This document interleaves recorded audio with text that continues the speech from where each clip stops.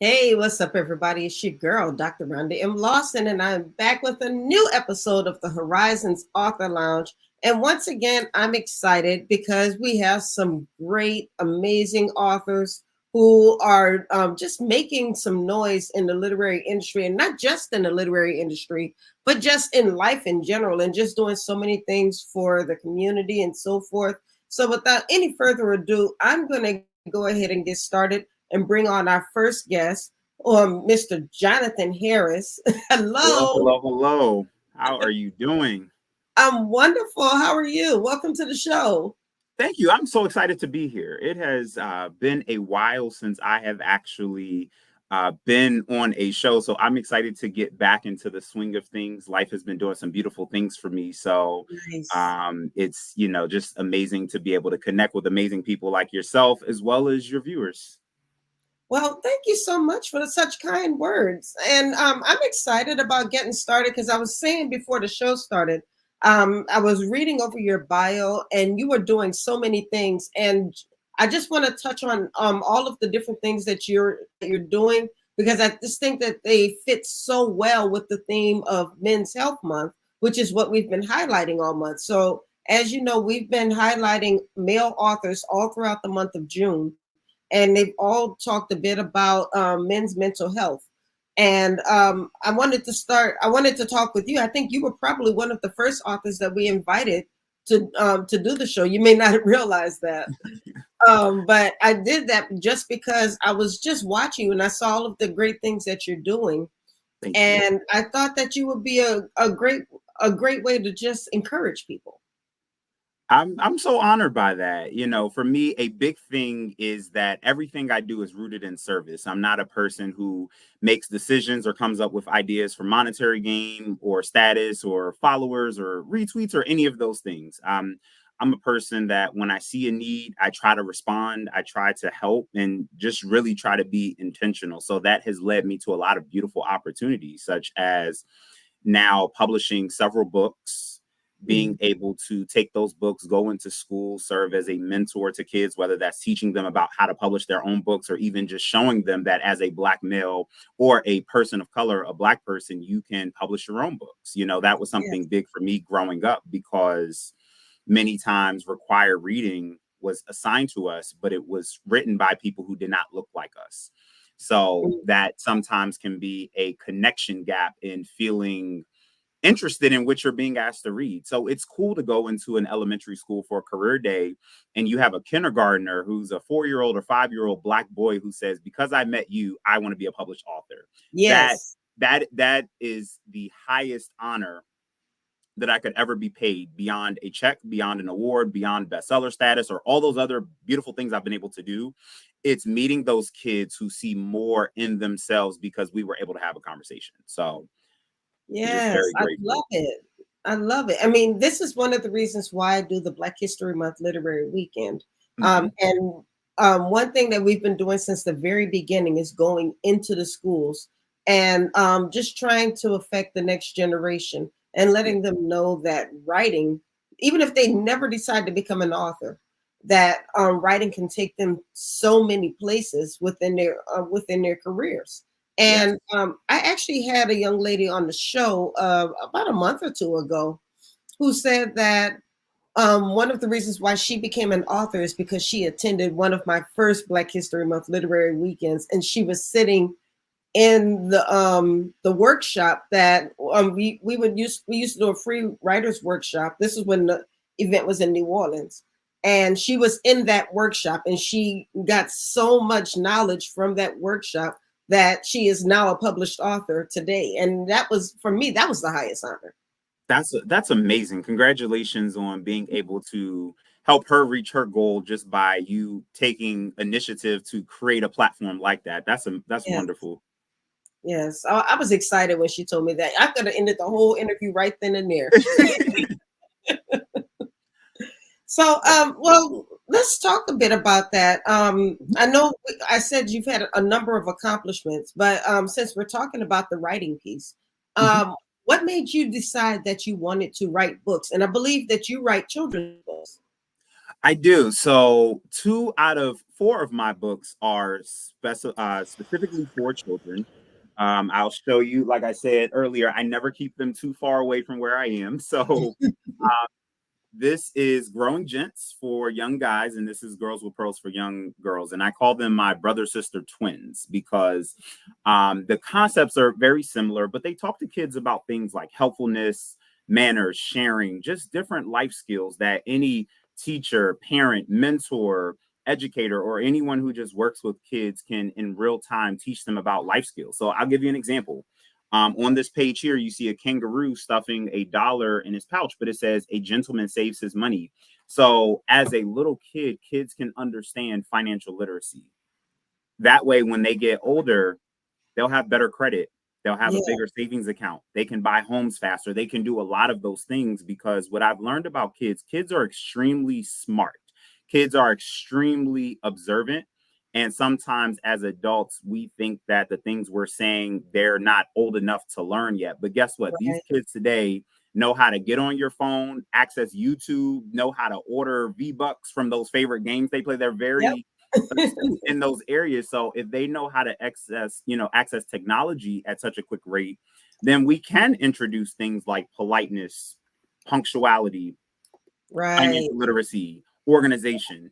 It's never too soon to give life skills. So for me, I've always wanted all of my books to have a purpose to them. There's nothing wrong with the once upon a time narrative that most children's books follow, but Yeah. I wanted life skills for kids. I wanted something practical that when, a mom or a dad or whomever is getting their kid ready for bed, they can show the kid making their bed or keeping their room clean, washing their hands. So the book goes over things like that. It goes over washing dishes, hygiene, recycling, all of that they can learn at an early age. So like I said, Mm, I love being a children's book author. I've been blessed to partner with some companies like Tropical Smoothie Cafe. nice. Even did a reading at Chick-fil-A and have a couple more coming up this summer, about to do some work with McDonald's soon. Now, see, So that's just interesting. That you say you did a reading at Chick-fil-A. I think that's something that a lot of people don't really think about. Yeah, and I appreciate that. So for me, I've always just been different, and it wasn't until I was older that I was comfortable with that. I was always the tallest kid. We'll probably talk about it a little bit later in the episode, but I was also always the heaviest kid. So Mm, I've just, whether I wanted to be or I didn't want to be, and most times I didn't want to be, I've just always had no choice but to take a different path. right. So when I became an author, I started out doing a lot of the multi-author signings, and those were beautiful. I had a chance to learn from some other experienced authors and different things like that. But I also saw at times, there may be 47 of us in one room trying to, you hate to say it, compete for the same 20 customers or just different things like that. So when you think about expansion and growth and things like that, they always say that successful businesses solve problems that no one else has solutions to. So I said, well, what are the other authors not doing? Right. So I went into Chick-fil-A as a recommendation from an elementary school student. I was reading to an elementary school and they said, we have a Chick-fil-A down the street. You should go talk to them. So I went and talked to them and said, hey, the local school, um, thought that we should work together. And they were like, well, let me know when you want to come in. And the rest was history. So I say all Well, that see, to that say, takes bravery because a lot of people would have said Chick-fil-A isn't going to let me read there. I'm not going to talk to them. That was cute and all, but I'm going to go do something else. I'm going to go over to this library. I'm going to go to this book festival. But you went someplace that's out of the box thinking. yeah. And you hit the nail right on the head. You have to be open to trying new things. That's the one thing I say. Being an author has taught me a lot of great life lessons, but it has really built up my self confidence. I come from humble beginnings in this author journey. I literally, like back in the day, there were people in the corner selling CDs and bootleg DVDs. I used to sell books. I was selling my first book. This is 2016. I'm 24, 25 years old. It had just dropped.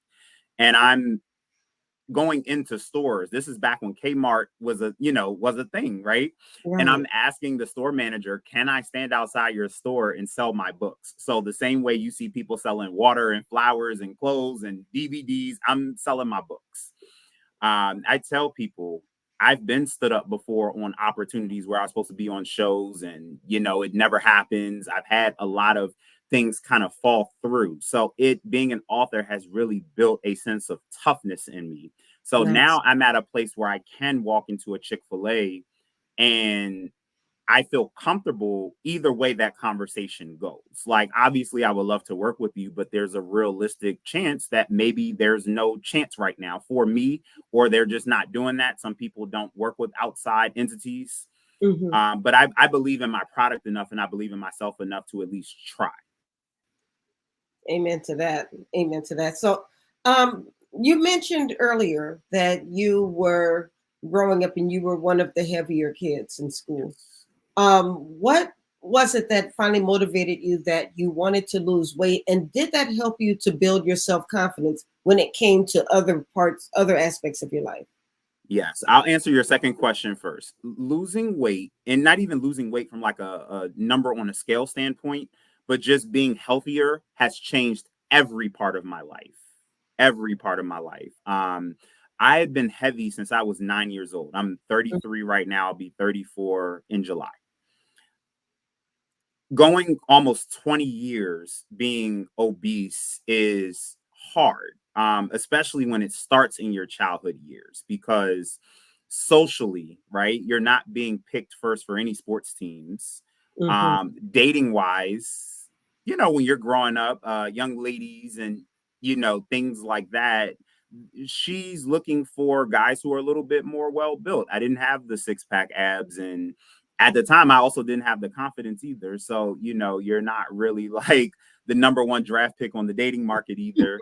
Again, it's just a lot of those different social issues really stems from that. And, I've been saying this a lot to people recently, and I've tried to be the change in this area. We don't have curriculum for kids that teaches them about self-identity and positive body image, right? Where we're not necessarily glorifying being unhealthy, but I was a tall kid as well. So I had really bad posture growing up because there weren't enough guys who really were like, hey, be proud to be tall, stand up straight. Right. Those tangible things where, hey, your hair texture is beautiful the way it is. You don't need to bleach anything, dye anything, change anything that you don't want to. If you do, that's your prerogative. But being a heavy set kid and a super tall kid, and then combining that with not being affirmed enough, it was very difficult. What finally changed things is that I had a health scare in 2019 where I thought I was actually going to be diabetic. Mm. And that just really sent me into a mental frenzy where I'm like, oh my goodness, science has come a long way where should I have gotten diabetes, right? I could have still progressed with my goals, but it would have made things different. More doctor's appointments, more money with medicine and insulin and all of this. Right. So, you know, I was just like, I'm tired. And I'm a firm believer that anytime you get tired with a goal, your life starts to change. And then that day forward, I cut out store-bought juice, I cut out soda, I cut out alcohol. I haven't had any of You that just since. cold turkey, just cut it out? Oh yeah, I What? mean, I said I'm done. I'm sorry, July 7th, 2019. I was in a Barnes and Noble's cafe. I had a Tropicana orange juice. I looked at my friend. I said, this is the last thing of anything that's not water for a while. And I haven't looked back. So next month, I'll be celebrating 5 years of water only during my meals. Oh, so do Um, you drink other things, but only with your meals you drink water? Yeah, so I won't do any store-bought juice, no soda, no alcohol. So regardless of what I get to eat, always water. Like to this day, I'll do a smoothie, but essentially a smoothie is just fruit, really. So, Right. I don't consider that like juice. But the days of like Tropicana apple juice and all that with the added factory sugar, I think those days may be over for me, at least for some time. Every year on the anniversary of the water journey, I'll post and I'll ask people, should I continue with the streak or break the streak? And I'll let them comment. And it's funny because as many people who are like, you're doing so great, stick with the water, there is a set of people that's like, bring the stuff back, like bring the alcohol back, bring the juice back, bring the soda back. So that's always interesting. So I'll be So posting why that did they tell question you to again bring this it year. back? You said, I'm sorry, what'd you say? So why did they tell you to bring it back? Well, I guess some people aren't as like militant as the approach I took. So they, even when you even I'm not sure if you've ever done a health journey or know someone who has, but a lot Mhm. of times when you are trying to make life changes, there are a lot of people who will support your old habits. And Yeah, here's my take on it. Like I said, I've been heavy set since I was 9 years old. I started losing weight at 29. So, what I was explaining to people, I've had 20 years of bad eating. If I have to go 6 months with no mozzarella sticks, I'm not going to die because I got to live out the pleasures of what I wanted to do. But to right, really correct this problem, I'm going to have to take an extreme approach. So, it's not like, oh, I never ate out again or anything like that. But I said, I'm going to have to cook at home more. I'm going to have to make these habit changes, these lifestyle changes. And, there are a set of people who really encourage me to like break what I was doing and go back to the old ways. And I'm like, well, that's how I ended up 340 pounds. right. So, so it's always interesting when I'm like, if the water worked for me, why would I reintroduce soda? Now, granted, there are a lot of healthy people who do drink alcohol and do drink soda, and I'm sure one Pepsi wouldn't hurt me, right? But Mhm. the water has done really good for me in terms of keeping the weight off. I just celebrated 4 years this April. Ran my first 5K race, and just these different achievements. I'm Nice. like, I'm not really seeing the benefit of bringing the soda back when the water has done me so much good. So, Yeah, I think the other part is what if you decide to introduce these things back into your diet? I mean, some mm, people may be able to do it and they may be able to pace themselves and maybe only have a soda once every month or once a week or something right. like that. But what if you bring it back to your diet and it winds up almost being a habit? Now you're drinking more and more. You're not realizing how much sugar you've introduced back into your body. Yeah, and there's I'm no chemist, but there is an article out there that says that sugar is only one molecule away from cocaine, and that like scared me so badly Oh, because when yeah. you think about the science behind it, they're so similar, and they talk about the addiction part of certain foods, and they're like, yeah, they put certain things in it to make you hooked on it.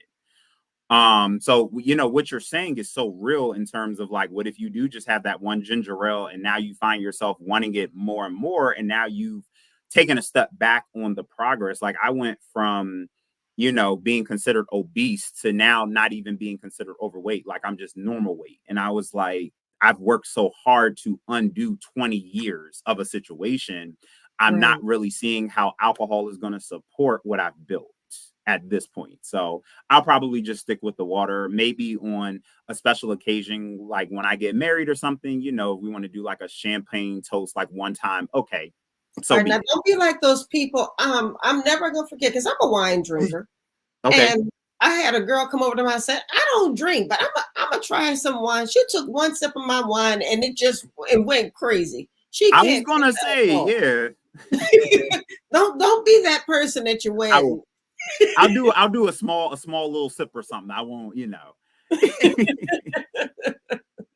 So is now you speak with such passion when you're talking about your weight loss journey and with the way you speak to kids when you go into the schools. Is this what you talk about in your TEDx speeches? So my TEDx was around publishing books and just how becoming an author helps you grow as a person. So it definitely infuses the benefits of writing with just your personal life. I talked about, I remember talking about the editing part of when you get a book edited and how humbling that is to think that you've written something so well and somebody's telling you this paragraph, the whole paragraph needs to go. That's a Mhm. very hard pill to swallow, especially as a new writer where now at this point, 4 books in, if somebody's like, hey, I don't like that sentence, okay, whatever. But when I was first writing, it was a very humbling conversation about what I thought was good work actually wasn't good work and needed to be fixed. So I talked about just the ways in the TEDx talk how publishing books helped me grow as a person, the business skills, the social skills, the confidence, the just the well-roundedness that it has made me. I tell everybody being an author was one of the best decisions that I made in my 20s, hands down. Wow, that's awesome. And this is what you're talking to kids about. And you said there are kids who've come to you and said they want to write because of what you said to them. Yes, and it's cool because it's at a point now where like they're reaching out, their parents are reaching out. So it isn't even like a we kind of talk at school and then I just never see the kids again. What's super beautiful is that it's in a space now where I've been at the movies and at the store in regular places. And I remember the lady in front of me was like, "Oh my goodness, you were at my daughter's school." So Oh, it's nice to be in a space now where they remember you and again they want to work with you. I always tell people one of my favorite parts of being an author is that it's been a platform to learn about other people's journeys. I've had people come to me and say, "Hey, I want to write my first book. I want to talk about different things from family issues to I want to teach life skills on a certain topic," and to be seen as a person in a space who can help them accomplish that goal is such a high honor. But having students reach out to you and say, "Hey, I'm interested in comic books, or I'm interested in doing an autobiography, or whatever it is they want to talk about. Can you help me?"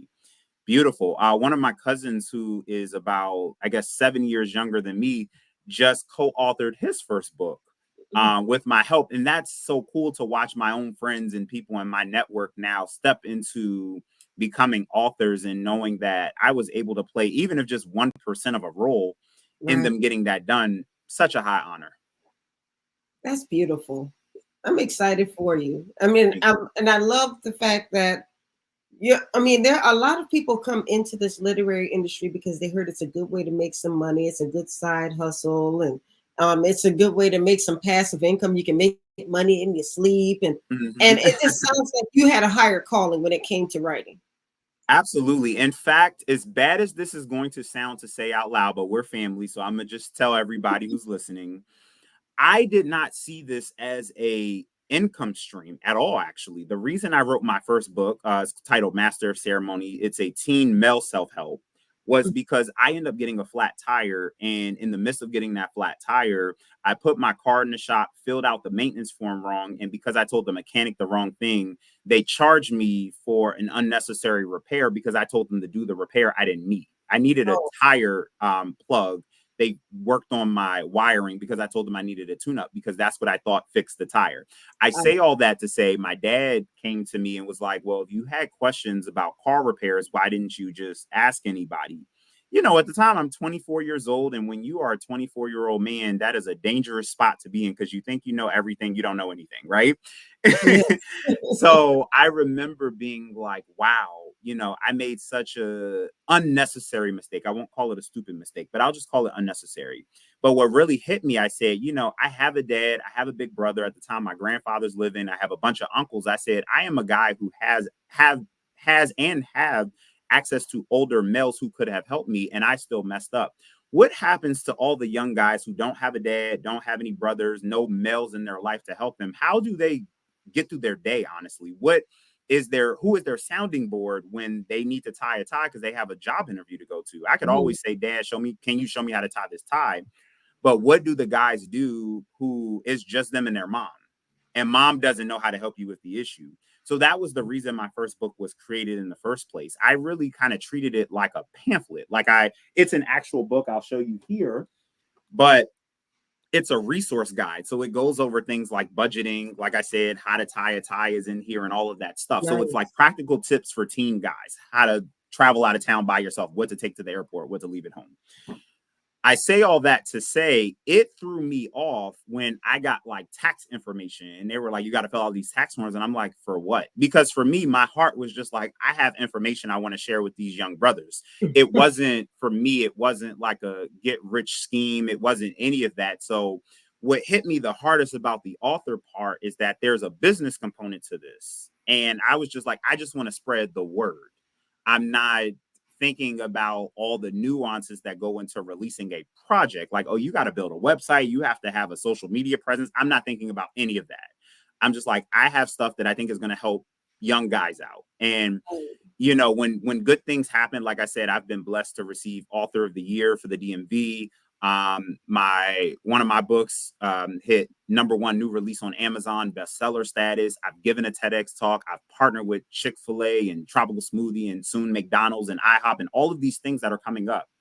But beyond all of that, I just wanted to get information out to guys. And I'm a firm believer that God knew my heart was in the right place when I started. I didn't see this as I'm going to write a book and be rich. I didn't see this as I'm going to write a book and be on TV. That was not my inner desire. That wasn't my goal. But all of those things have happened because he knew that I just wanted to help. So like I said, I'm just extremely grateful. Everything that I didn't know when I started, he has connected me with people to be able to learn those things. I've been able to meet great people like yourself and have these great opportunities to be on amazing shows and just spread the message even more. So, like I said, I have a blast being an author. I celebrated 8 years this March. Now, you mentioned a lot of accolades, but the one you didn't mention is being Mr. Maryland. Yes. So, Mr. Maryland, that was one of my favorite opportunities to have. So last year, 2023, I had the honor of being the very first Mr. Maryland US United. So I competed in my very first national men's pageant, which was a very different experience from anything that I've ever done. I think that was kind of a compilation of the weight loss and seeing what new opportunities are available to me with this newfound confidence. But as Mr. Maryland, I got to travel to different parts of the county, different parts of the state, and just do service. I'm a suicide prevention instructor, so I taught a lot of workshops to the community on how we can help others. Like you said, this is Men's Health Month. So for those who may not be aware, men take their lives, die by suicide almost 4 times as much as women do. Wow. So helping people understand the statistics and how they can help each other, how they can help themselves and things like that. That was a lot of how I spent my Mr. Maryland time, appearing at events. I've hosted events for people. I've hosted my own events. I did a lot of work in the schools. That was where I spent the bulk of my time, was going in, reading to the kids, talking with the kids, organized a child health walk, partnered with my old elementary school. So we did a community walk to talk to the kids about eating right from the early ages, teaching the parents how to properly feed your child so that they don't grow up heavy set and just all of those things. So it was a beautiful experience. I ended up coming in second runner-up, so third place for the national pageant, which was cool considering this is my first pageant, competing against guys who did pageants and, all of that. And I won So what's the pageant like, though? I'm sorry, you said what's the pageant like? What's the pageant like? I mean, is it just like a pageant that we're used to seeing on TV, where you have an interview competition, maybe an evening competition, and so forth? Yeah, so I had to do several different competitions within it. There's an interview, which is, oh my goodness, the shortest interview in my life, literally 5 minutes. There's a formal wear section, I guess, or competition. There's an outfit of choice where it's whatever you want to wear. And then there are they call them optional competitions, but different things. So I ended up winning first place in the spokesman competition for best oratory speech. So that award made me smile because growing up, I got made fun of for talking a lot. So I went through that whole phase of like, I'm ashamed for being articulate. And now I'm just like, no, use it to your advantage. Wonderful. Well, so I know we're running toward the end, but there was a question. I don't know if you saw it on the screen from Elisa Daniels McLish. She asked, do you certify people as suicide prevention specialists, and is it a state certification? Oh, that is such a great question. So it is a national certification. It is through the QPR Institute, and QPR stands for Question, Persuade, Refer. I'm actually going to be looking to host some more events soon. I do them both in person and virtually. I work with organizations. So if an organization ever wants me to come out and do a training, again, that's available both in person and or virtually, however the organization prefers it be done. The certification is good for 2 years. So, yep. Okay, now, unfortunately, we are at the end. So if you can hold your books up one more time so we can see them, and then remind us where we can find your books. So I am on all social media platforms at Author John. That's AUTHORJON. Similar to my website, which is www.authorjohn.com. Okay, we do have it on the screen for anybody who's looking for it. Elisa is very, very interested in getting that information about the suicide prevention specialist. So Okay, I don't let's know connect. if you can jump on Facebook, maybe shoot her a message. Yeah, can definitely Awesome. do that. Well, I want to thank you for a great conversation. Congratulations on all you have accomplished. I hope to work with you again. I have the Black History Month Literary Weekend coming up again in February. I know I'm putting you on the spot by talking to you about it now, I but would love to. I can send you the Love to. information for it. I'd love to work Yes. with you. Yes, definitely. Likewise. And thank you again for this opportunity. I think it's wonderful that you provide a platform for people to be able to share and connect with your viewership. And again, looking forward to staying connected and doing some more work together in the future. All right, thank you. You have a great night, and we Thank will you. be talking again soon. All right. Take care. Bye Bye. bye. Okay, guys, that was author Jonathan Harris, and isn't that amazing? I love when people just finally they make up their mind and say that's enough, and then they don't just say that's enough, but they actually do something about it. And so that was a really inspirational conversation. And I'm going to move over to our next guest because Mr. Trent, you have some inspiring things to talk about as well. I was enjoying reading your bio when I went to your website and I looked at the what you're doing with your books and how you've basically made it a ministry to young people. So I just want to jump right in here. But before we talk about the book, let's talk about you. First of all, welcome to the show. Thank you for joining me tonight. Thank you for having me. I'm excited to be here. Looking forward to it. Well, I'm excited to have you. So please tell everybody who is Trent Walters. Well, I'm Trent Walters. I am, what can I say? I'm a new author. I wish I had 8 years under me, but I'm about a year plus in, almost two, as far as publishing my first book. I work in advertising. I've been working in advertising for 27 years. But was really looking for that passion project outside of work, that thing, I have kids who are now almost grown, and everything was always about kids and doing everything with the kids. And it's like, these kids are grown. I need to come up with something that I like to do. And turned to writing about 4 years ago. Been working. It took me about 4 years to get this novel completed because I had to learn how to write that wasn't like writing an email in novel form. But got a handle on that and have been published this book and been pushing it out there. And I've got like two more in my brain that I'm trying to get out. But I call it purpose fiction. I like to think of myself as a purpose fiction novel. So it's not just, it's a good story. It's a good story that you're going to enjoy, but it's going to leave you with a purpose behind it. It's not just going to be entertainment for entertainment's sake, but there's a lesson, a moral, something that you can kind of take from it, not just be entertained. So that's kind of what I do. And I love it. Absolutely love it. Can't wait to get it out and get finished with work so I can get writing on something.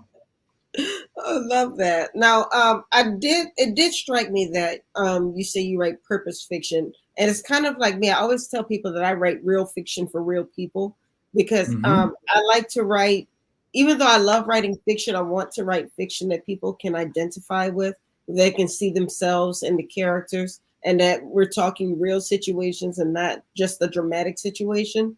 And I feel like that's where you were going with your work. Yeah, yeah, and I want people to kind of see the novel that I have is really about decisions, and so you can kind of see from the different characters and the decisions that they made, the consequences of the decisions and the consequences another way, and hopefully getting people to kind of think about their own decisions regarding certain things, just through the characters and what's happened to them because of some of the decisions that they made. So tell us about the story. What's the story about? Sure. So the story is called exactly how it's supposed to be. It's about three young men who go to an HBCU. I made it a fictional HBCU, so nobody would be like, "Ah, why are you talking about my Right. HBCU?" But I really just wanted to, since I needed a backdrop, it was like if it could be a college, why not an HBCU? So highlighted it fictional HBCU I call Winton College. And it's about their decisions around women, dating, and sex, and then the consequences of their decisions, both good and bad. Some of them wilding out, some of them, one dude's waiting till he gets married, one dude trying to figure out what he wants to do either way, and everybody's making different decisions, and they all lead to different choices. So the story just kind of goes around some of the things that happen to them, the decisions they ultimately make, and then how they have to deal with them. Okay. So I like the fact that you made it a fictional university. Kind of reminds me of Mission College from Spike Lee's days. Well, yeah. Or Hillman. I get Hillman. Or Hillman. Mm-hmm. So, and that's good because you don't supposedly implicate any one school and make it seem like this is happening at that specific school. But would you say that the book was written more for young men or more for young women? That's interesting. When I wrote it for young men. I was writing it for young men to just really start thinking about some of these things and not just be all about, oh, well, we just having fun. I mean, what's the harm in that? Everybody's doing this. But to really think through some of the longer term consequences of some of these decisions that they've been making. But my wife read it, my daughters read it, some other people have read it, and they're like, man, this is just as much for young women as it is for guys, because they can really get a sense of. My wife was really surprised at the thought processes that guys have. I was like, I didn't even know y'all thought like that. I'm like, yeah, that's the whole thing.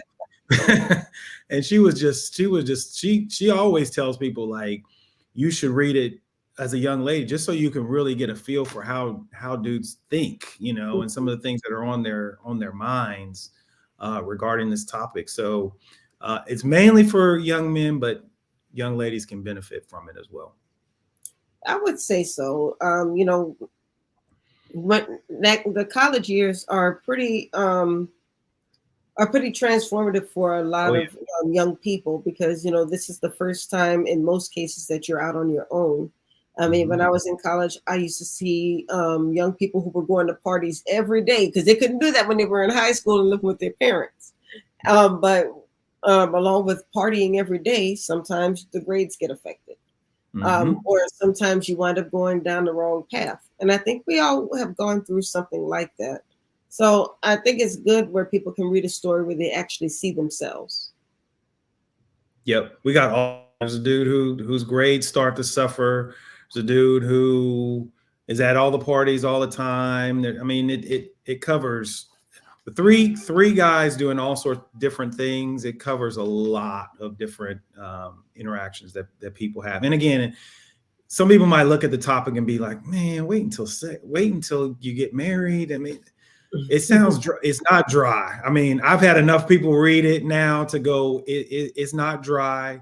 It's an entertaining ride through these guys' story with a definite purpose at the end that hopefully people will enjoy. So. Well, it sounds interesting. And now you also have merch to go along with these books. You have your own college T-shirts and hoodies. I should have wore it. It's been a little hot. Yeah. I do have some T-shirts that I kind of wear around to just kind of really promote the book more often than anything, get people excited. I've had some people go, you wear that all the time, because I wear it pretty much every Saturday when I'm out and about doing stuff, and people are like, you wear that every Saturday, tell me about the book. And I've told them about it and sent them to Amazon to go check it out. But yeah, got that. I got an audio book in the works. I've got a workbook. Are you reading it yourself? Huh? Are you reading the audio book yourself? I am not reading the audiobook. My daughter said, you need to find somebody who is younger sounding and more cool than you to read this book. So I was like, okay. Your daughter is very brutally honest with you, huh? She's always honest with me. So I have a guy who's reading it. There's 43 chapters, and we are just finishing we've got about 10 more to go. 33 has been approved. So we're probably going to be done in maybe the next month. So then that will be available. I've had a lot of people that say, because here's the book. I mean, it's a decent little book, but for people who like to hold it in their hands, they Yeah. just turn through it. Those that are not, or that, you know, don't necessarily have time, hopefully the audiobook will be something that they can listen to on their commute, on their way, you know, wherever they're going, to be able to get through it. But covering all the bases. I see you. Okay. So how did you go through the process to find somebody who could read the book for you? Did you just go on ACX, or did you kind of handpick someone? How did that work out?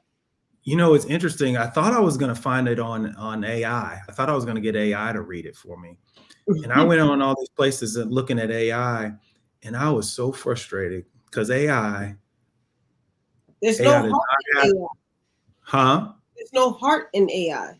There's no heart in AI, and they don't have Black voices on AI. I couldn't find any Black people to read this thing, and I wanted the voice to not be. I wanted it to have at least a little bit of a, you know, a Black sound to it. Yes. And I couldn't find it. Could not find it via AI. So I went to Fiverr and got on Fiverr, and they had a ton of different VO authors or VO voiceover folks that would read it in all different types. And there's this one guy, and his voice just stood out. I listened to it one day, listened to it another day, came back to it, and kept coming back to him and reached out. He was excited about the project because he could identify with the topic and the characters and all. He was the perfect person. And he was been excited to read it, and we've just been going back and forth. We've got this repertoire going, and we're just cranking through the chapters. It's been good. Well, that's awesome. I never thought about going to Fiverr for. Fiverr has a lot of options. Well, Fiverr has a lot of options, but I just didn't think about it for an audiobook reader. Yep, a lot of voiceover people, and a lot of them that do audiobooks. I did a logo, this logo here on the back. I did that on Upwork, and so I thought I'd go to Upwork to find somebody, and they didn't have very many. They had like 2, but Fiverr had a lot. So if you're looking for that, Fiverr is a really good option to find voiceover folks for your project. Interesting to know. Now you said you have 2 other books that you already have in your mind that you would like to. Yes, I said that, in your mind. Yes. But now, are these books going to be continuations of this story, or are they going to be standalones? The next one is going to be a continuation. It's going to be sort of, there's one character who you're kind of like, well, what happened with him? You know, did it just end like that? And I'm going to kind of wrap him up and try and bring that story all the way around. So that one's a continuation. And then the next one is, the one after that is a standalone story that I'm really excited about, but I've got to map it out. You know, that's the one thing about fiction. You got to really map it out, and because you can take the characters wherever you want to take them. Unlike a story that was, you know, like a real story. So you really have to kind of plan it and really get an outline together and map out, you know, some of the different things that you want to have happen and where's it going? Because you could just write, and it just, where's this thing going? So working through some of that in my spare time that I have to write. So. Well, that makes sense. Now, I know you said that you were able to reach women with this book as well, but you started with men. Did you feel that, like when I was talking with our last guest, and he was talking about reaching out to young people and how that was kind of a higher calling for him? Is this something that you had in mind, that you wanted to reach young men, and the book wound up materializing because of that? Or did you just say, I want to write one day, and I think I want young men to be my primary audience? So which kind of came first? It was interesting. I think it was more of the hobby. I wanted to have the hobby, and I was asking God, what is it that I should? Well, I was telling him what I was going to write about, because I had an idea. I knew what I was going to write about. I was going to write a story about a kid who goes to an HBCU, fictional HBCU, and his mom is tragically killed, and he decides he's going to become a real life vigilante superhero on campus and fight crime in real life on behalf of his mom. But then he realizes that in real life, that's hard. It's expensive and it's dangerous and you could get hurt. Right. And God was telling me, he basically just told me in my prayer time, he was just like, I don't need that story. Like somebody else might be able to write that, but that's not the story that I need. I need this story that encourages young men to stop messing around, stop creating all these narratives, stop creating all of this drama and extra in life, stop making life harder than it needs to be, and focus on doing things the way that I want them done so that people can live the way that I want them to live. And I was like, okay, all right, I can pivot. Because it wouldn't be a story that I would just naturally just jump out there and start writing. Because you tell people it's about waiting. People are like, what? Why you write a story about that? Well, I was instructed to. That's why. I like the fact that you are talking about waiting, because it's not, you're right, it's not something that young people or even people my age want to hear these days. Nobody wants to hear about waiting anymore. No. Nope. No one. So how do you write about something and then make it sound cool, so to speak? Oh, I did a lot of research. And it basically what you should, the way that you read it would not come across like that to start to open the book up and start reading it.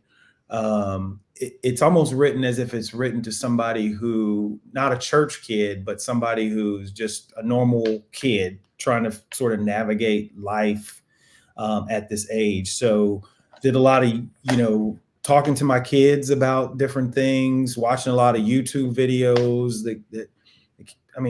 today everybody puts everything on YouTube. So you can just do all kind of research and just see what everybody's thinking and what all they've gone through and this, that, and the other. But a lot of it is sort of adapting things that happened to me into this book form, but sort of enhancing it a little bit through some of these stories.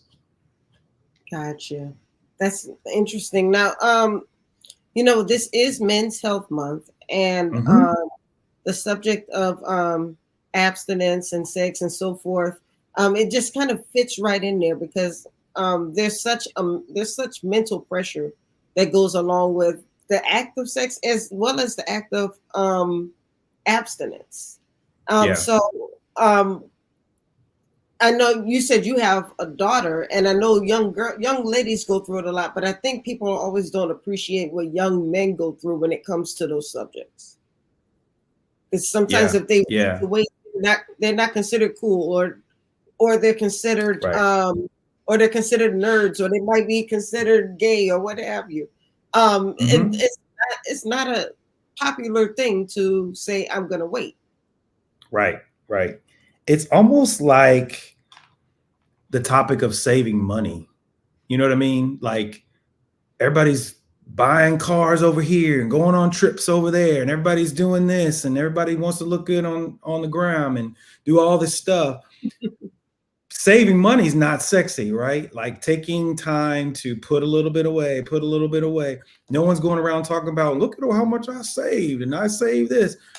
But then later on down the road, you are so glad that you took the time over all those years to put that money away and to save money. And it's kind of the same thing. Everybody's out here wilding out over here, and everybody's doing this over here and doing that.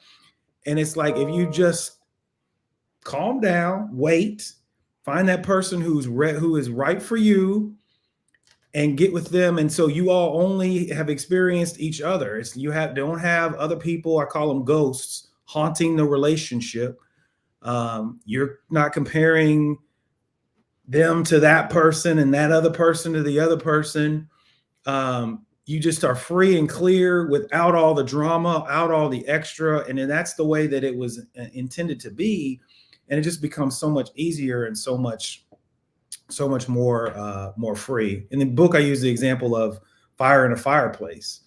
It's great when it's all contained within a fire, but you take that fire outside of what I call the confines, the fireplace, it'll burn your house up. It'll tear everything down. And that's what people have been experiencing. And that's what hopefully the book will try and convince kids to do, is keep the fire in the fireplace so that it can glow and be warm and give you heat. And if you need to cook on it, you can cook, you know, you can get all the good stuff from it, but it doesn't burn your house down. Right. I like that.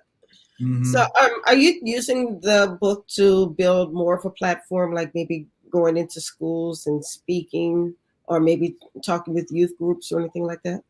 Yeah, I'm working on it. It's, you know, it's hard to just sort of reach out to churches and be like, hey, I got a book. You want me to come and talk to you? You know, I don't blame them. I don't blame them. You Well, know, if you're going to approach them that way, then yeah, maybe not. But yeah, I mean, it's I've done a few conferences and things like that where I've been able to just be on site with the book. Mm-hmm. I've got a workbook that I developed that goes with it that just launched, where you can kind of go through each chapter, and it has a summary of the chapter, and then it's got sort of some scriptures that go with it, and then it's got questions that you can talk about, discuss with a group, and then things you can kind of journal and write down for yourself, because that's a lot about the mental health journey, is being able to journal things and write things down and record how you're feeling about different things, and then talk about what you've prayed about. And then when God does something, you can write down what he did and then go back to this and say, look what he did. Look what he did. I'm not going to be worried about this next thing because I see what God did this last time. So all of that is all contained kind of in the platform, and we're just starting with this book. Yeah. Awesome. So do you sell them as a set? I do. When I'm on site, I do sell them as a set. On Amazon, they are individual at this point. I haven't bundled them on Amazon, but they are both available on Amazon. Oh, you gotta bundle them. I need to figure out how to bundle them on Amazon. Yeah. I was just glad to get this one up, and I've really been focused on getting that audio book done, because everyone, like I said, they keep saying, I'll read it when I get the audio book. So once I get the audio book done, say that again. Do they sound like that? I'll read it when you get the audio. Yeah. They do. They keep. I'll read it if you get to be the audio book. So I can't, I really want to get that one done, and then as soon as that's finished, I'll probably relaunch the workbook so that everybody kind of knows about that as well. Well, I think that would be awesome to be able to sell them as a package. Maybe the audio book and the workbook, or the physical book and the workbook. Mm-hmm. I don't know. Maybe in some cases, people might want all three. That way they can listen to it when they're driving, and then when they're sitting down at home, they can open the book where they left off. Yeah, I like that. I see you, Dr. Rhonda. Yeah. This is what I do. This is what I do. But no, I think it would be great. Now, see, I mean, I'm the person who will buy either the book or the audiobook. I don't buy both, but I have heard of people in some of my readers groups who do like to read, who do like both. So that way they can keep the story going no matter where they are. Yeah, I've seen that too. Yeah. So yeah, go for it. So now with the second book, since it's going to be a continuation, will that have an accompanying workbook as well? Probably, because there's going to be different things to learn, and I want to try and do the audio book right away, so that when the whole thing launches, it's launching all together. At least the audio book, the paperback, and if there's a workbook, I'll probably get that done as well. But that is the plan. Okay, hopefully it won't take 4 years, but well, you got the book under your belt now, so all you have to do is write. You already know where you're going with it. You already know your characters. You already know your plot. Yep. It's now about time to get it done. Yeah, I think you'll be fine. And I don't know if you can see, but for some reason my computer's acting crazy. So I can hear you great, but I am not moving. So if I look like I'm just in one place and not blinking, I'm not crazy. I actually do blink. I thought it was my computer. Yeah, I'm not sure what's going on. My computer's acting up, and I'm afraid to touch anything because I don't want to lose you. Okay. Okay. But no, I'm really love what you're doing. And now with this being Men's Mental Health Month, what is some advice that you would give young men? Oh man. So in the book, there's part of it that talks about there's a couple guys who are struggling with some of the decisions that they have made, and I think they kind of have the perception of counseling as being something only crazy people do and that sort of thing. And I think that whether it's counseling or you just need to find somebody that you can actually talk to. I know at my church we have champion builders groups where guys can kind of get together and just talk about different things that they experience and go through. Being able to have that is important. Somebody you can talk to, somebody you can trust. It's hard to find sometimes nowadays. But I think being on the lookout for that, and at the same time trying to figure out when you find that for someone, how can then you turn around and be that for somebody else? You know what I mean? Not just being somebody who's always, taken from someone else, but being someone who another person can talk to and learn from and that sort of thing as you experience life, because you have something to give to people as well. And I think when people have that purpose and they've got that somebody that they're doing something for in life, it makes life worth living. It makes you have some reason for getting up and being every single day, because you're giving out and giving back and pouring into someone else. Love that. Love that. Well, we only have a couple minutes left, unfortunately. If you can hold up the books and remind us where we can find them. Sure. So this is available on Amazon. That's probably the best way to get it. You can also get to it from my website, which is I think it's on the screen right now, TrentDWalters.com. There's a link to it on Amazon. You can find it if you type in exactly how it's supposed to be. If you type in exactly how it's supposed to be, you'll get a different book. But if you type this one in, you'll get mine. Hardcover, paperback. You'll also see the Bible study discussion guide. Again, that's something that you can do with a group, which is, again, that whole talking through different things and talking through some of the things that you experience, go through, or feeling, and then how God responds to you as you're working some things out with him. And then the audiobook will be hopefully ready to go in about a month or so. But yeah, I just want to make sure that people who are listening to this and are thinking about, man, I want to listen to some book about waiting for men. It is not dry. I'm telling you, you will enjoy these characters, whether you waited, you didn't wait. You should be able to see yourself in some of these characters, or your friends in some of these characters, and just enjoy a good story that has a purpose to it. Beautiful, beautiful. So yeah, I mean, I like the book, and the fact that it's a thick book. We don't see thick books like that too much anymore. So I'm loving that part about it as well. Yeah, when you have three characters, and they're all kind of doing different, you got to kind of tell each one and bring it back. And I had to cut it down from this. So I had a developmental editor who helped me cut it down. So I was writing my first book, but I was going. Well, thank you, editor, for helping Trent to whittle that book down. Well, I want to thank you for being on the show. Thank you for sharing your story. Now, you're located in Dallas, Texas? Yep, Dallas-Fort Worth area, yep. Okay, and did you want to mention your church, just in case somebody wants to come to the church and come visit? Sure, it's called Faith Christian Center. It's in Arlington, Texas. You're welcome to come. We grow strong men there for sure. Yeah, come check us out. Awesome. Well, thank you once again for being on the show. Congratulations on all that you've accomplished, and thank you for what you're doing to impact our youth. Thank you for having me. This has been great. I've been looking forward to this, and it has lived up to everything I was expecting. It's great. Oh, thank you so much. If you ever want to come back, all you have to do is say the word. Okay. All right. All right. You have a great night. Bye. Thanks, everybody.